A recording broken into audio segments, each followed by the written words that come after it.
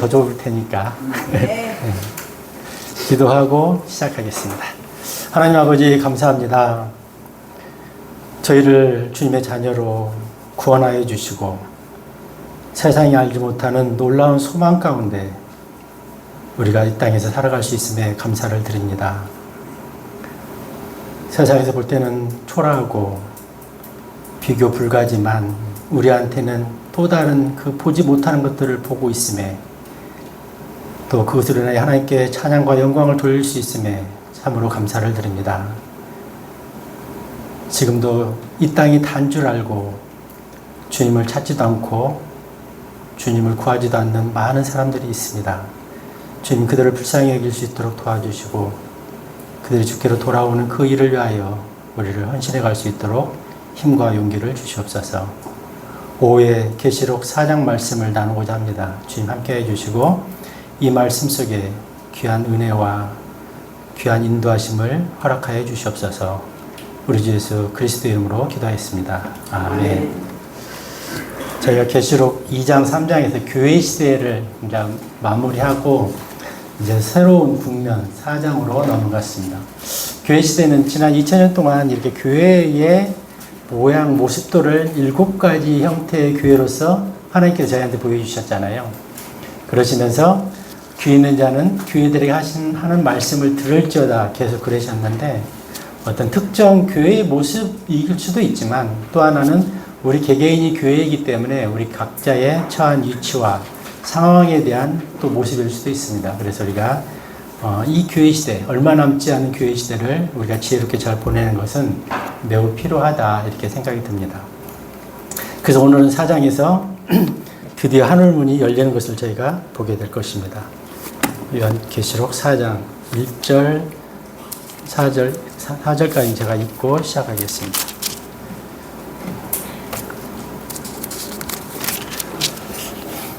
이런 일 뒤에 내가 보았는데 보라 하늘에 한 문이 열렸더라.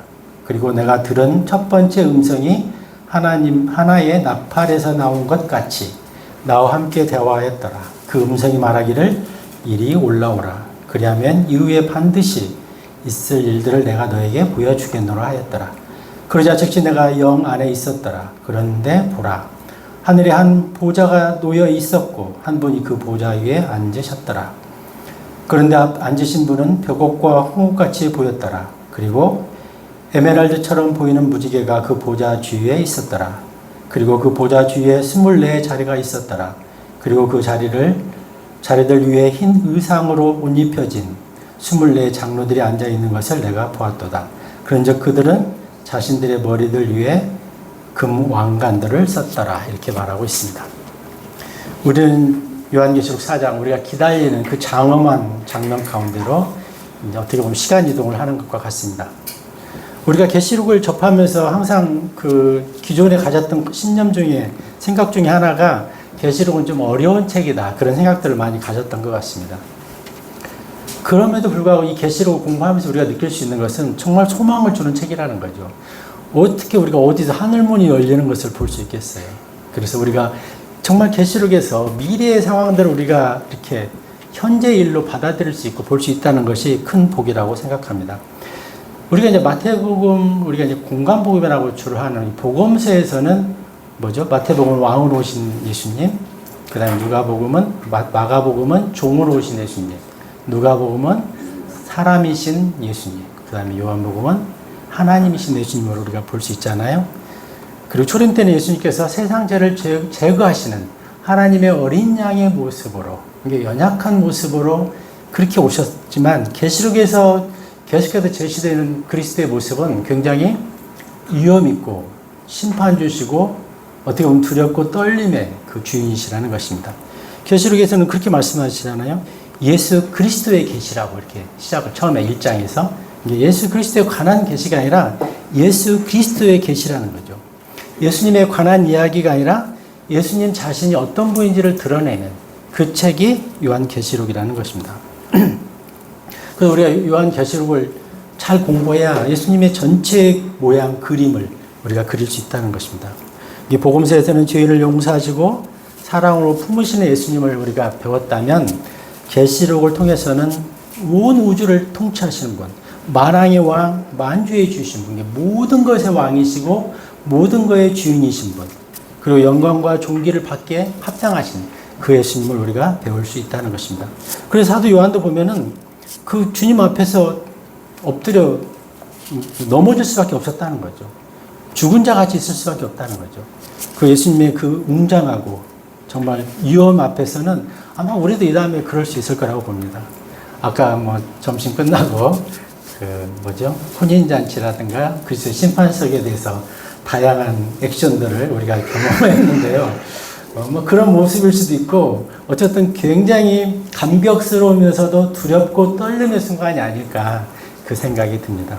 그래서 이제 4장에서 딱 들어가면 더 이상 교회의 모습은 보이지 않습니다. 그 말은 즉 교회는 이제 더 이상 이 땅에 존재하지 않는다는 거죠. 이게 이 마지막 때 이 순간들이 우리한테 굉장히 귀할 것 같아요. 이 순간들이. 그래서 뭐 상금을 원하지 않으셔도 좋은데 이 순간에 우리가 그리스도의 뜻에 합당하게 살아가는 것, 그 모습이 굉장히 필요하다. 그렇게 말씀드리고 싶습니다.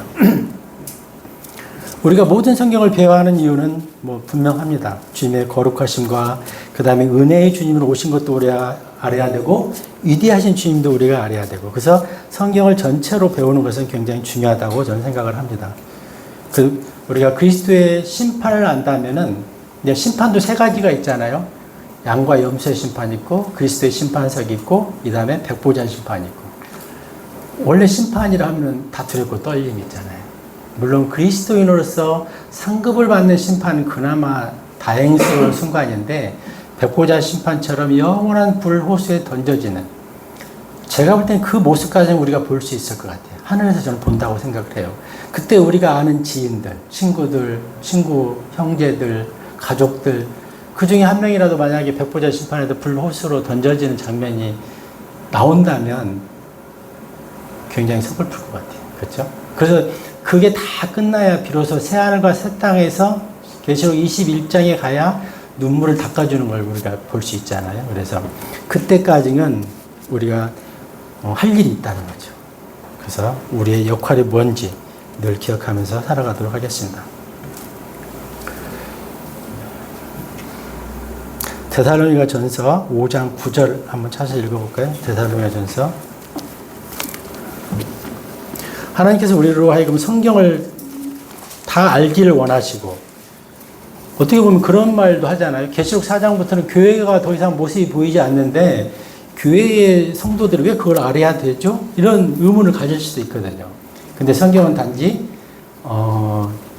그 어떤 지식적인 걸 넘어서 그 전체를 우리가 알 때 우리의 삶에 대해서 조금 더 신중하게 접근할 수 있는데요. 데살로니가 전서 5장 9절 한번 보시겠습니다. 데살로니가 전서. 제가 한번 읽어볼게요. 이는 하나님께서 우리를 진노에 이르도록 정하신 것이 아니요 오직 우리 주 예수 그리스도에 의하여 구원을 획득하도록 정하셨기 때문이라. 이게 하나님께서 성경을 통해서 모든 사람이 구원을 받기를 원하신다는 거죠. 디모데전서 2장 4절에서도 모든 사람이 구원을 받고 진리를 아는 데 이르신다는 거죠. 이게 우리가 구원을 받았지만 내 주변에 아직 구원받지 않은 사람들도 여전히 구원받기를 원하시는 거죠. 그리고 구원받은 우리는 진리를 알기를 또 원하시는 거죠. 그냥 갓난아이가 마치 나는 새 생명으로 태어났는데 어린아이 때는 본인이 태어났는지 이게 살 길인지 죽을 길인지도 모르듯이 그렇게 우리가 있는 걸 원하지 않으신다는 거죠. 하나님께서는 창세기부터 계시록을 통해서 우리가 정말 전체 그리스도의 모습을 그릴 수 있고 우리가 어떻게 이 땅에 창조됐고 앞으로 어떻게 무슨 일이 벌어지고 우리가 어떻게 변화될 건지에 대한 전체적인 청사진을 다 알기를 원하신다는 것이죠. 디도서 2장 12, 13절도 보실까요? 디도서 2장 12, 13.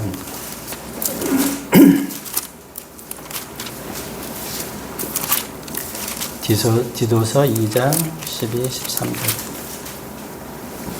우리를 가르치시기를 불경건과 세상적인 정욕들을 거부하고 우리로 하여금 냉철하며 의롭고 경건하게 이 현 세상을 살게 하셨으며 그 복된 소망과 위대하신 하나님 곧 우리 구원자 예수 그리스도의 영광스러운 나타나심을 고대하게 하셨느니라. 근데 여기를 보면은 뭘 위해서 가르쳤냐?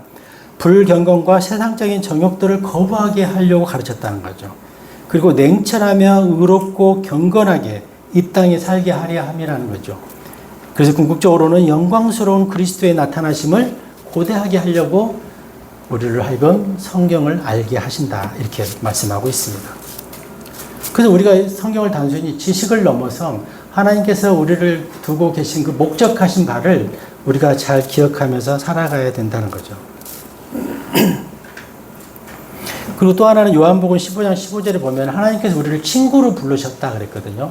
그러면서 뭐라고 하시는 거예요? 친구는 모든 것을 다 알게 해주셨다, 그렇게 말씀하고 있어요. 이 다음에 친구가 됐어요. 이제 하나님께서는, 예수님은 우리를 여러 가지 역할로 부르십니다. 뭐 신부이기도 하고 친구이기도 하고 같은 형제이기도 하고 같은 상속자이기도 하고. 그래서 같은 친구인데 대화가 안 통하면 곤란하잖아요. 창세기 얘기를 하는데 그게 뭔 소리지? 그게 성경에 있었던 얘기야? 아니면 뭔 얘기? 이렇게 곤란하잖아요. 그래서 친구로서 이 다음에 교제를, 물론 그 전에 뭔가 배움의 시간이 있겠죠. 그렇지만 쉽게 배우고 또 쉽게 대화할 수 있으려면은 친구답게 모든 걸 서로 알고 공유할 수 있어야 된다는 거죠. 그래서 하나님께서 우리를 여러 가지 목적으로 성경을 다 창세기부터 계시록을 통해서 하나님이 어떤 분이신가를 알아가는 걸 원하신다는 거죠. 경건하게 살기를 원하시고 맑은 정신으로 살기를 원하시고 친구이기 때문에 모든 걸 알기를 원하시고, 그런 목적하에서 성경이 기록되었다, 이렇게 말씀드릴 수 있습니다. 그리고 성경, 우리가 이 땅의 모든 책이 아마도 미국의 그 국회 도서관이 가장 많은 책을 장서를 보유하고 있다고 하는데, 어떤 책을 만나도 거기에 예언이 담겨 있는 책은 없다고 봐요. 어떤 종교 서식도 마찬가지고, 그냥 되면 좋고 안 되면 말고 이런 예언서들은 있을 수 있겠지만 100% 예언된 것이 성취되는 책은 성경 외에는 없다는 거죠. 이게 성경은 흔히 한 2,500가지의 예언이 기록되어 있고 지금까지 한 2,000개의 예언이 성취됐다고 그래요. 한 500개 정도 남았다고 하는데 주로 이제 재림과 관련된 것들이겠죠. 그 성경에서 하나님 말씀하시면 반드시 그렇게 된다는 거죠. 민수기 23장 19절인가요? 하나님은 사람이 아니시니 거짓말을 못하신다고 그랬잖아요. 그리고 반드시 하나님이 하신 말씀은 그냥 헛되이 흘러가지 않고 다 헛되이 그냥 돌아가지 않는다고 그랬거든요. 반드시 성취된다는 것이죠.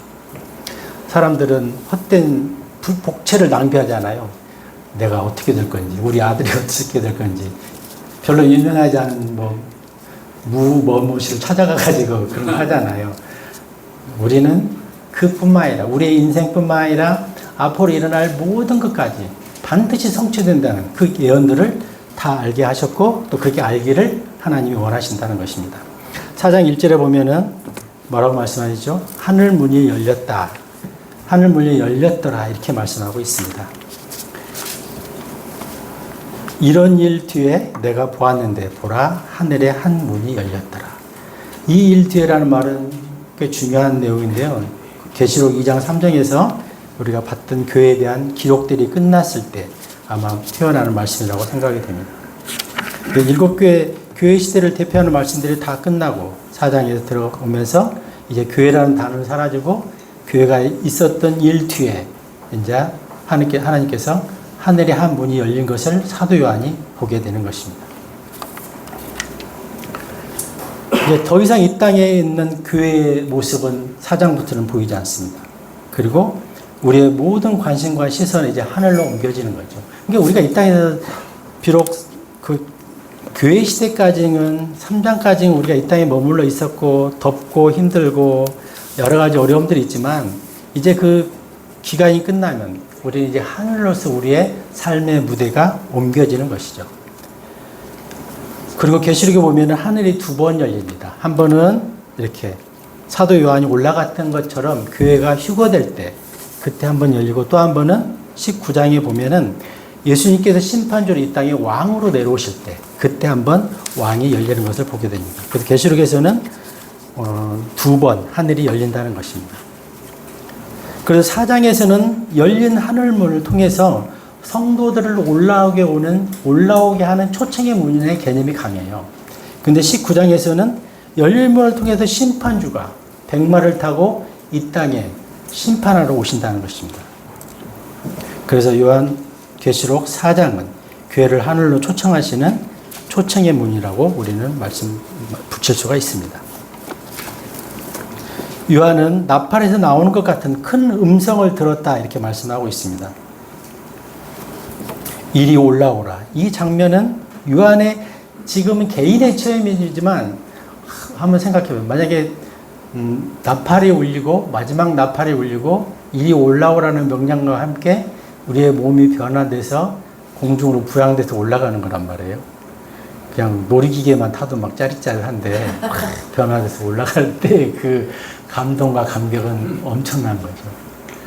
근데 나는 올라갈 줄 알고 당연히 기대하고 있었는데 공주 진례 침례기에 일요일날 나와봤더니 나만 나왔네. 다 올라가 버리고. 이게 너무 많은 거잖아요. 그래서 내가 그리스도 안에 있는가 수시로 점검해 볼 필요가 있습니다. 너무 서글프잖아요. 서글픈 정도를 넘어서 이건 심각한 거죠. 나만 혼자 와가지고 멍하니 앉아있으면 진짜 엄청난 충격이겠죠. 저도 이렇게 공중부양을 생각하면 엄청나게 막 너무너무 감격스러울 것 같아요. 그래서 우리가 언젠가 교회 나팔소리와 함께 하늘로 들림받을 것입니다. 우리가 아무리 이 시간, 그때의 타이밍을 기대를 해도 지나치지 않다고 저는 생각합니다. 그리고 2절에 보면 그런 즉시 내가 영 안에서 있었더라 이렇게 말씀하고 있거든요. 그러니까 이제 사도 요한 같은 경우는 아직 몸을 입고 있잖아요. 이게 영이 옮겨졌다는 거죠. 이게 에스겔서에서 보면 계속 그런 표현이 나오거든요. 특히 에스겔서가 좀 어려운 책이긴 한데 거기서 보면 제사장인 에스겔을 영이 계속 에스겔을 움직이면서 데리고 다니면서 구경시키는 걸 보게 돼요. 어쨌든 에스겔도 그 당시에 몸을 입고 있잖아요. 그의 영이 계속 움직이는 거죠. 여기서도 만약에 사도 요한이 몸이 올라간 건 아니잖아요. 사도 요한의 영이 움직였다. 영 안에 있었다라가 그 표현이라고 저는 생각합니다. 그래서 시간과 공간을 초월하는 공간 이동을 했다고 저는 생각이 되는 거죠. 여기서 만약에 물리학적인 개념으로 셋째 하늘에 올라간다면 현재 우리가 생각하는 경우는 가장 빠른 게 빛의 속도잖아요. 그럼 뭐 지금 둘째 하늘에서 별과 별, 은하와 은하를 옮기는데도 막 몇억 광년, 몇십억 광년, 빛의 속도로 몇십억 년, 몇백억 걸린다 하잖아요. 그럼 셋째 하늘 올라가려면 올라가다 또 늙을 것 같아요. 근데 에스겔서 그 1장을 읽다 보면 어떤 표현이 있는 거니? 창조물이 번개의 그 섬광처럼 이동한다는 표현이 나와요. 근데 저는 어쨌든 사람이 표현할 수 있는 게 그게 다인 것 같아요. 번개의 섬광처럼 이동하는 속도. 이게 빛의 속도잖아요. 근데 실제로 우리가 이 다음에 부활체의 몸이 부활되면은 그 이상이라는 거죠. 저는 순간으로 셋째 하늘로 갈 거라고 저는 생각을 해요. 눈 깜짝할 새 가겠죠. 그러니까 우리가 기존에 지금 가지고 있는 이 지구가 창조된, 우주가 창조된 이 물리학적인 개념을 뛰어넘는 거죠, 사실은 그때는. 그렇지 않으면 몇억 년 어떻게 가요? 빛의 속도로 못 가지, 사실. 그래서 정말 섬광처럼 움직인다. 이건 인간이 표현할 수 있는 최고의 속도의 표현이고 실질적으로는 순간이동 한다는 거죠. 그래서 우리는 환란이 시작되기 직전에 하늘 보좌로 올라간다는 거죠. 이것만 보더라도 환란 통과설이니 뭐 무천년설이니 아니면 후천년설이 이런 거가 맞지 않다는 걸 볼 수 있는 거죠. 그래서 천년왕국이 있기 전에 주님의 재림이 공중 재림이 먼저 있다. 그래서 우리가 부활체를 입고 부활된 몸을 가지고 올라갈 것이다. 이렇게 이해하면 될 것 같습니다. 근데 그럼에도 불구하고 구약시대에 보면은 몸이 변화돼서 올라간 사람들이 있어요. 에녹이 대표적인 인물이잖아요. 창세기 5장 24절 한번 보실까요? 창세기 5장 24절.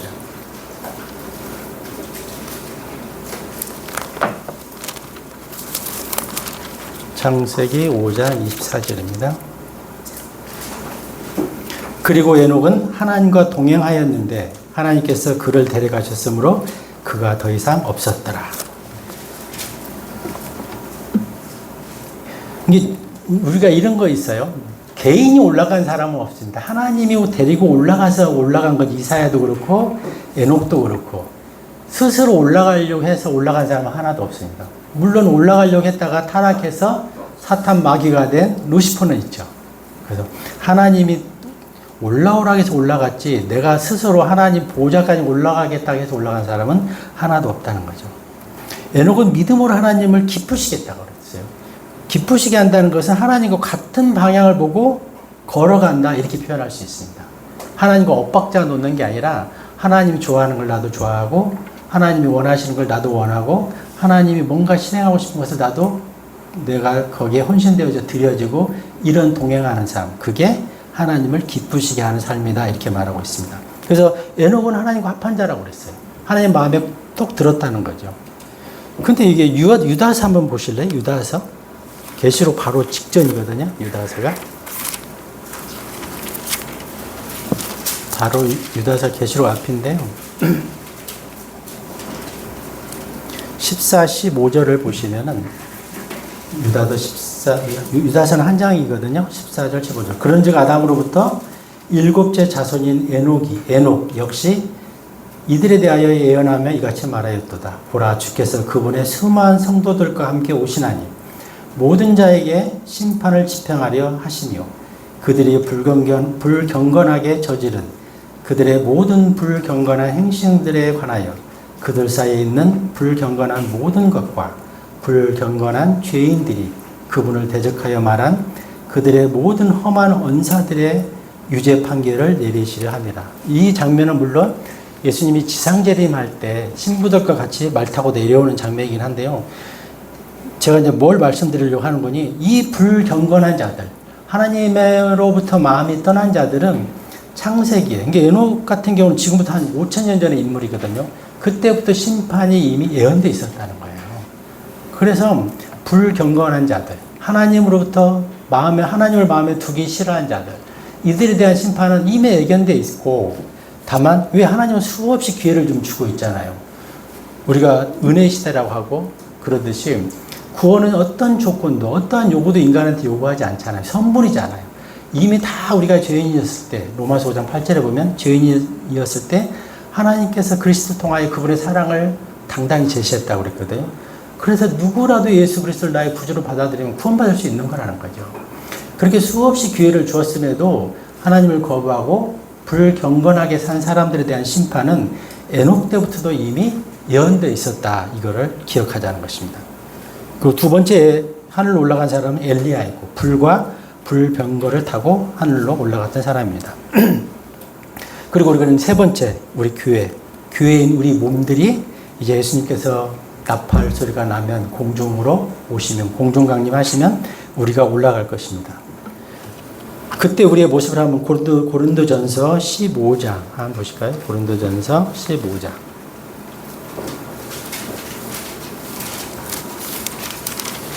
15장 51, 52절입니다.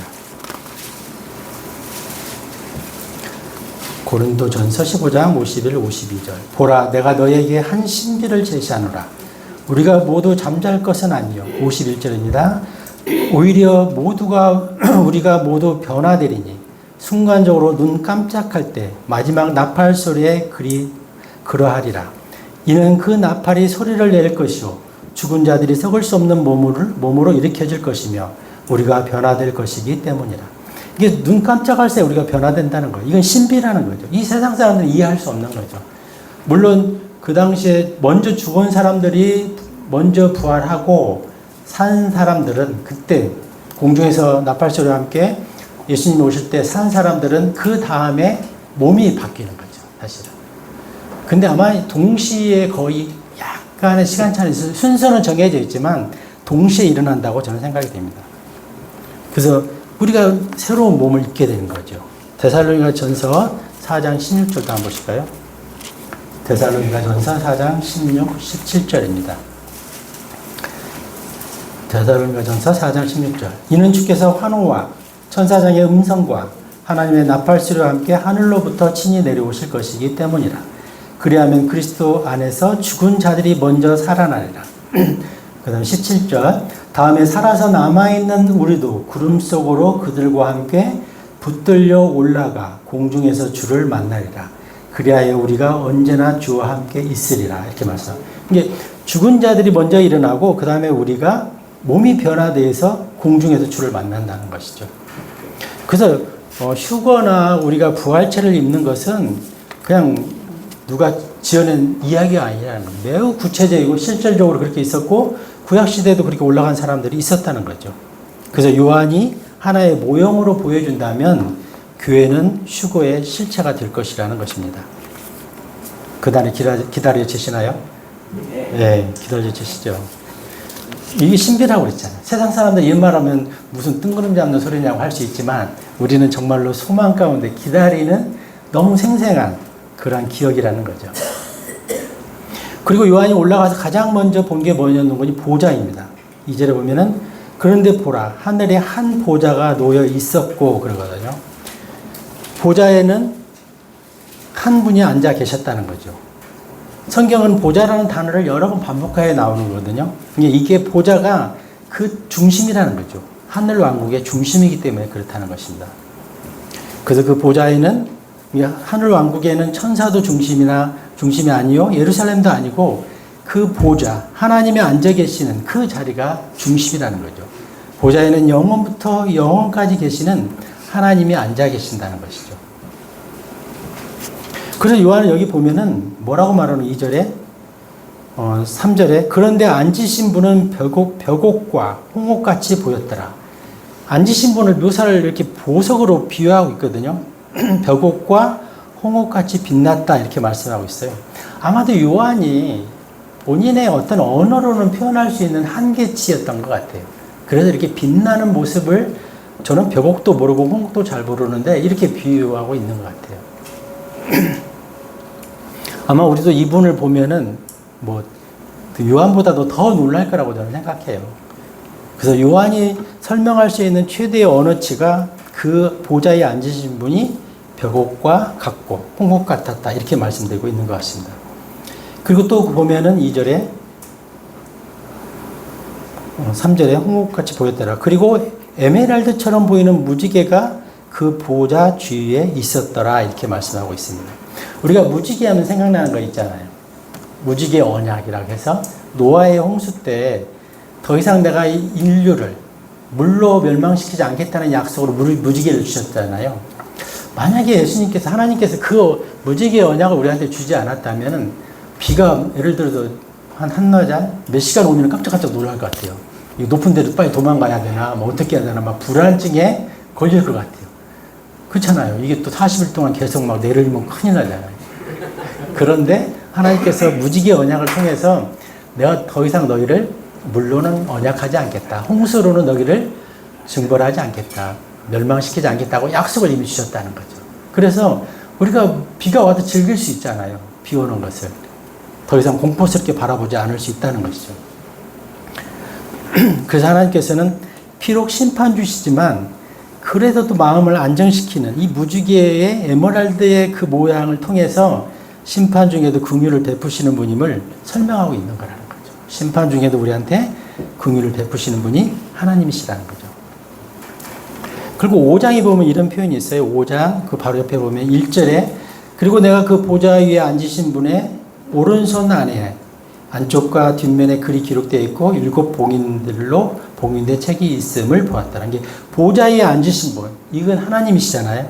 그런데 6절에 보면은 이어서 내가 보았더니 보라 그 보좌와 그 네 짐승들과 그 장로들 한가운데 도살당했던 것 같은 한 어린 양이 서 계셨고 이게 예수님이 서 계신 거죠. 7 뿔들과 7 눈들이 있으셨는데 7 눈들은 온 땅으로 파송된 하나님의 7 영들이라. 이게 이 땅에 성령님께서도 같이 아마 올라가신 것 같아요. 이 모습을 우리가 어디서 볼 수 있는 거니? 다니엘서 7장 한번 보실래요? 다니엘서 7장.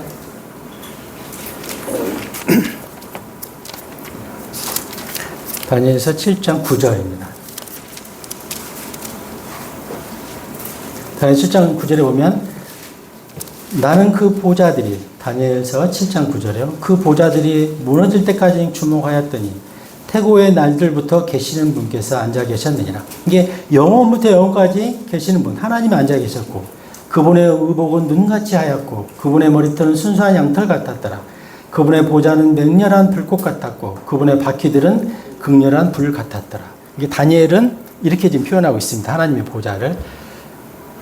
그리고 13절에 보면은 내가 밤에 현시들 가운데서 보았더니 보라 인자와 같은 이가 하늘의 구름들과 함께 오셨고 태고의 날들부터 계시는 분께 나아오셨는데 그들이 그분 앞으로 가까이 모셨다.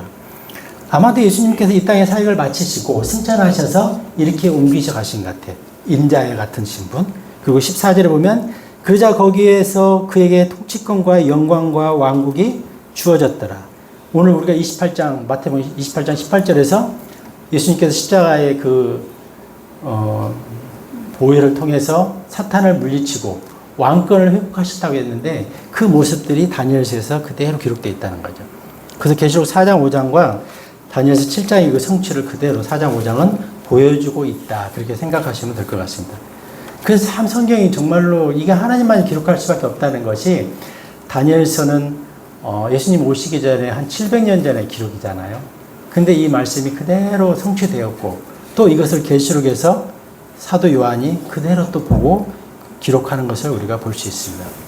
그래서 이때 예수님의 모습이 이제 그 어린 양의 모습이 아니라 심판자의 왕의 모습이라는 거죠. 이제 예수님께서는 대제사장으로서 그 모습을 마치고 이제 세상을 심판하시는 통치자로 등장하시기 직전이라는 거죠. 서 계시다고 그랬잖아요. 이제 그 심판을 집행하시기 위해 서 계시다는 것이죠. 4절에 보면은 그리고 그 보좌 주위에 24자리가 있었더라 이렇게 말씀하고 있습니다.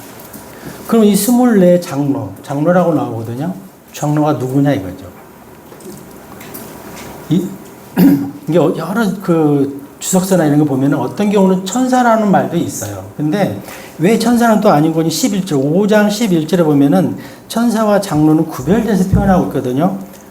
계시록 5장 11절에 보면은 그리고 내가 보았으니 그 보좌와 그 짐승들과 그 장로들 주위를 둘러싼 많은 천사들의 음성을 내가 들었노라 이렇게 말하고 장로들과 천사는 엄연히 구별되어 있다는 거죠. 그래서 천사는 아니라는 것이죠. 또 어떤 사람들은 구약의 12지파와 신약의 12사도를 24장로라고 이렇게 설명하는 분들도 있더라고요. 근데 이제 우리가 여기서 하나 이제 기억해야 되는 것은 이때는 지금 어떻게 보면은 혼인잔치의 그 직전의 모습이거든요. 근데 구약의 성도들은 언제 부활하는 거니? 언제 부활하죠? 7년 환란 끝나고 부활하죠. 그쵸? 갑자기 헷갈리네. 천년왕국 끝나고 부활하는지, 7년 환란 끝나고 부활하는 거. 천년왕국 끝나고 부활하시는가 보다. 그쵸? 응? 구약 성도들. 구약 성도는 일부가 그때 부활했고 첫 열매로서 그리고 첫 열매에서 예수님 부활할 때 구약 성도 일부가 부활했고 그 다음에 이제 본격적인 그 추수라고 하죠. 그게 우리 교회 시대고 마지막 이삭 죽기 때 환란 성도와 함께 7년 환란 끝나고 부활하는 구약 성도는 환란 성도와 함께 부활합니다.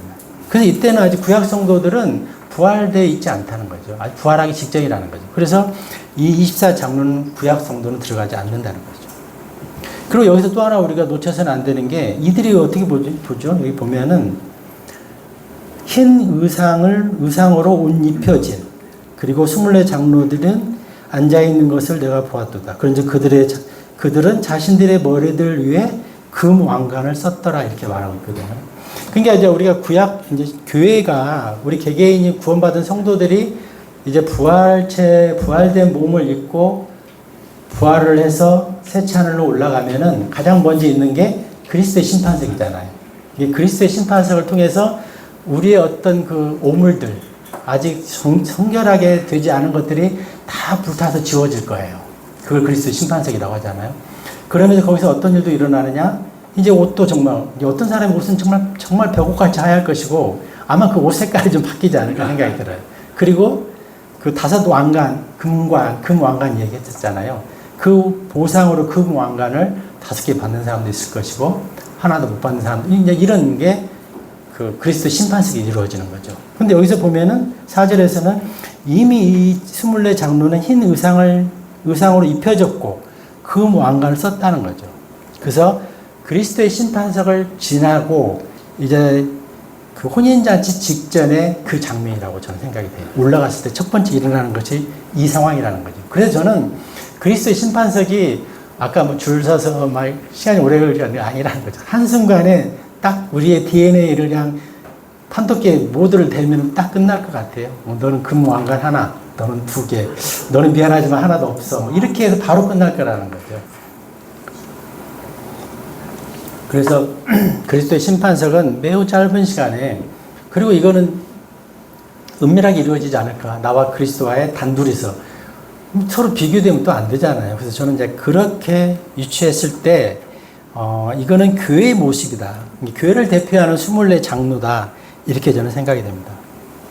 그리고 왕관과 그리스도 심판석의 흰 의상을 입은 것은 보상으로 주어졌다는 것이죠. 그래서 심판석을 통과한 후 보상을 받은 성도들의 모습이다. 그래서 24 장로는 하나님을 섬기는 교회의 대표 주자들이다. 이렇게 기억할 수 있을 것 같습니다. 그러면 24명에 대한 의미는 뭐냐?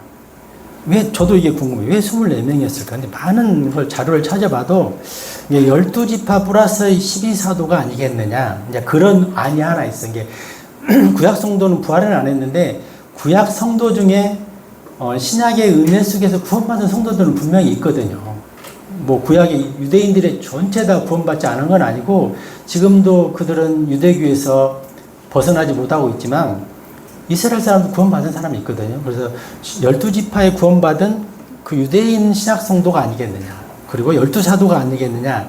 이런 설이 하나 있는데 더 주장하는 설은 구약의 12사 반열이라고 해서 12그 순번을 정해서 1년에 1주씩 돌아가면서 하나님의 집을 섬겼거든요. 솔로몬 왕에 의해서 성전이 건축된 다음에 그 제사장 그룹을 24 그룹으로 나눴고 그들이 일주일씩 돌아가면서 순번대로 계속 하나님의 집을 섬겼어요. 그러면 그 1년에 2번 돌아오는 거죠. 평균적으로. 그래서 아마도 그들이 아니겠느냐. 그래서 실제로 침례 요한이 태어날 때 누가복음 1장에 보면은 사가랴가 그 순번이었거든요. 그 침례 요한의 아버지가 그때 섬길 때 주의 천사가 사가랴에게 나타나서 네가 잉태되었다. 그래서 침례 요한이 태어날 거다. 그 소식을 알려줬다. 그때 그 침례 요한의 아버지가 사가랴 제사장 섬기던 그 순번이었습니다. 그래서 아마도 24이 반열 하나님의 집을 섬기던 그 24 어떤 반차를 따라서 대표주자로서 하나님을 섬기는 대표주자로 세워지지 않았을까 이런 생각들을 하게 됩니다. 그래서 우리가 이 요한계시록 4장을 통해서 우리가 알 수 있는 것은 우리의 본향은 하늘이라는 거죠. 우리는 이 땅에서 잠시 머무르는 순례자 이방인에 불과하다는 거죠. 그래서 이 순례자나 이방인이 그 잠시 머무는 자리에서 막 대골 같은 집을 지고 살지는 않을 거라는 거죠. 막 벤츠를 사가지고 굴리지 않을 거라는 거죠. 걸어 다니기도 하고 가벼운 마음으로 살고 뭐 그렇다는 거죠. 그래서 우리의 본향은 우리의 생활 방식은 하늘에 있다는 거죠.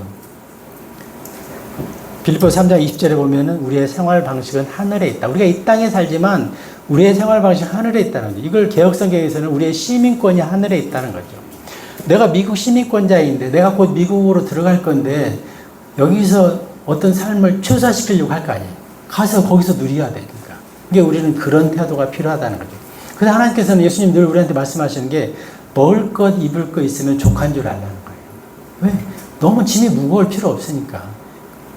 그래서 우리가 예수님 자체로 즐기려고 하고 예수님 자체로 만족하려고 하고 그분을 인해서 내가 감격스러운 삶을 살려고 해야지 그 부순물들, 부차적인 것들로 지나치게 우리가 소외되거나 아니면 열등감을 갖거나 위축될 필요 없다는 것입니다.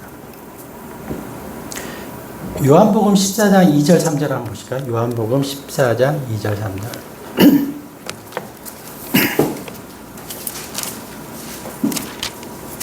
요한복음 14장 2절 3절. 혹시 졸리는 분 계시면 한번 읽어주실래요? 나의 아버지의 집에는 고맙습니다.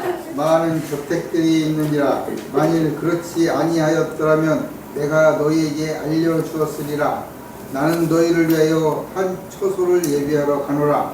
그리고 만일 내가 가서 너희를 위하여 한 처소를 예비한다면 나는 다시 올 것이요 너희를 다 자신에게로 받아들이리라. 이는 내가 있는 곳에 너희 또한 있게 하려 함이라. 예, 고맙습니다. 이게 여기서 보면은 저택을 준비하신 거예요. 뭐 오두막 집이 아니에요. 우리가 이 땅에서 누려보지 못한 그 집을 준비하고 있다는 것이죠.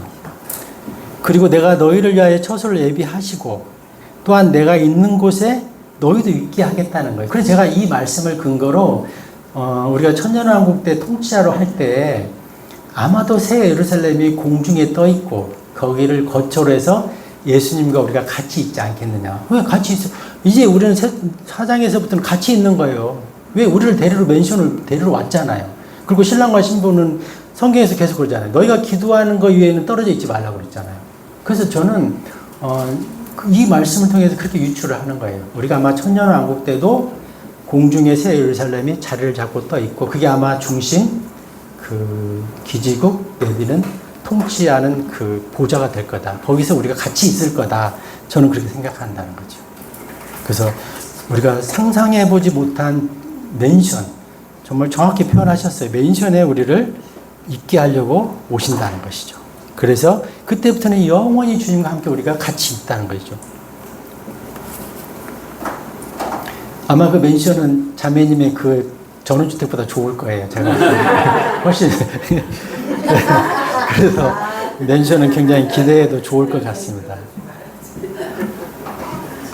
그래서 우리가 영원히 그때부터는 예수 그리스도 우리가 신랑 신부로서 같이 있다. 그래서 천년왕국 때도 같이 통치자로서 있을 것이다. 이렇게 말씀드릴 수 있습니다. 계시록 21장 2절 한번 보실까요? 계시록 20, 가장 뒤쪽에 보시면 계시록 21장 계시록 21장 2절입니다. 그런즉 나 요한은 거룩한 도성 곧 하늘에서 하나님께로부터 새 예루살렘이 내려오는 것을 보았는데 그녀의 남편을 위하여 단장된 신부같이 예비되었더라. 이렇게 말씀하고 있습니다. 10절에도 한번 볼까요? 21장 10절. 그리하여 그가 영 안에서 나를 거대하고 높은 산으로 멀리 이동시켰고 저 위대한 도성 곧 거룩한 예루살렘을 나에게 보여주었는데 하나님께로부터 하늘에서 내려오고 있었으며 이렇게 말씀하고 있습니다. 이게 사도 요한이 본 그 거룩한 예루살렘, 새 예루살렘 그 도성이 신부같이 단장되어 있다고 말하고 있거든요. 그래서 예수님은 단지 우리를 신부로 맞이하는 것으로 만족하지 않고 영원한 도성을 가장 아름답게 신부가 살기에 전혀 부끄럽지 않게 그렇게 준비하셨다. 그렇게 생각이 들어요. 정말 그러니까 우리가 그 맨션에 신부다운 신부로서 자리 잡으려면 이 땅에서 잘 우리의 삶이 신부다운 신부의 모습으로 사라져야 된다는 거예요. 나는 보상 필요 없습니다. 이런 말 하면 안 되고 우리는 신부다운 신부의 모습으로 우리의 삶을 정결하게 갖고 가야 된다는 거죠. 그렇잖아요. 이렇게 아름다운 도성이 준비되어 있는데 신부가 거기에 못 미치면 안 되잖아요. 부끄러움을 당할 수 있잖아요. 그래서 예수님께서 신부인 교회를 얼마나 존귀하게 여기는지 그리고 얼마나 사실적으로 묘사하고 있는지 우리가 기억할 수 있다는 거죠. 그래서 우리가 이 땅에 나그네로 살고 있는 것, 장막 같은 집에 살고 있는 거에서 부끄러워할 게 없어요. 저는 이제 전에는 장막 그러면은 그냥 우리가 그래 이 땅에 사는 건 나중에 다 불타 없어지니까 장막 그랬는데 사실 우리 몸이 장막이잖아요. 우리 몸이 불타 없어지고 새로운 몸으로 바뀌잖아요.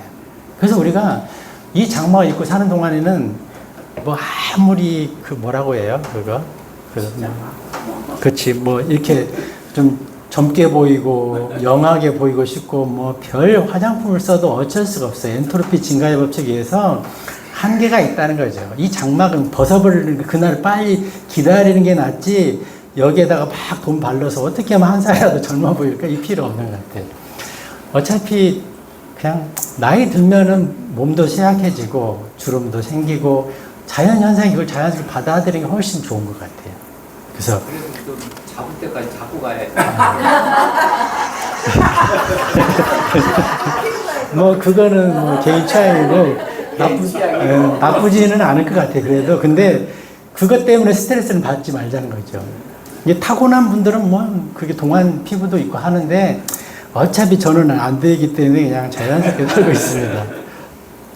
그래서 우리의 장막이 벗는 날, 그날을 우리는 기다리면서 우리의 본향을 꿈꾸며 사는 게 좋겠다. 그렇게 말씀드리고 싶습니다. 네, 싶습니다.